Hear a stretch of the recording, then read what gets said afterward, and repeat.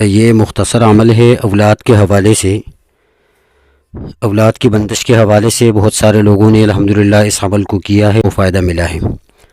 تو مختصر عمل ہے، اولاد کے سلسلے میں اگر کسی خاتون کے اوپر کوئی بندش ہو یا ویسے ہی اولاد میں کسی بھی طور پر تاخیر جو ہے وہ سامنے آ رہی ہو، میڈیکلی بھی کوئی اس طریقے سے پرابلم ہو، تو وہ بھی انشاءاللہ اللہ پاک اس کی مدد سے اور برکت سے اس کے اندر آسانی فرما دیتے ہیں۔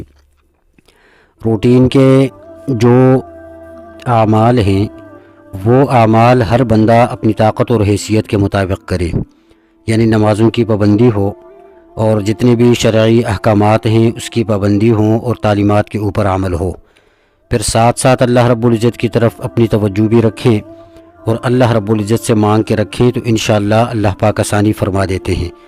عمل یہ ہے، بڑا مختصر ہے۔ پہلا جو عمل ہے یہ میاں بیوی دونوں نے کرنا ہے، اور وہ عمل سورہ حشر کی جو آخری آیت ہے، اس آیت کو دن میں کسی بھی وقت پڑھ لینا ہے۔ بہتر ہے کہ وضو کی حالت میں پڑھ لیا جائے، اور اسی طریقہ سے میاں بیوی دونوں اس کو پڑھ لیں۔ طریقہ کار یہ ہے کہ اول آخر 11 دفعہ درود ابراہیمی اور درمیان میں 11 دفعہ سورہ حشر کی یہ آخری آیت اس کی تلاوت کرنی ہے اور اس کو پڑھ لینا ہے۔ اس کے بعد اللہ رب العزت سے دعا کرنی ہے۔ آیت یہ ہے، بسم اللہ الرحمن الرحیم، واللہ الخالق البارئ المصور له الاسماء الحسنى یسبح له ما فی السماوات والارض وهو العزیز الحکیم۔ یہ آیت میاں بیوی دونوں نے 11 دفعہ پڑھنی ہے۔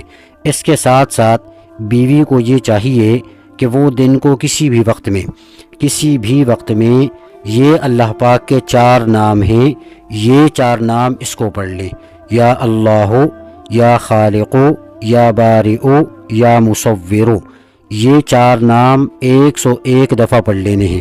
اس کے بعد اللہ رب العزت سے دعا کریں، تو انشاءاللہ اللہ رب العزت نے چاہا تو خوشیاں بھی اللہ پاک عطا فرمائیں گے، اور اولاد جیسی نعمت سے انشاءاللہ اللہ رب العزت جو ہے یہ مالا مال فرما دیں گے۔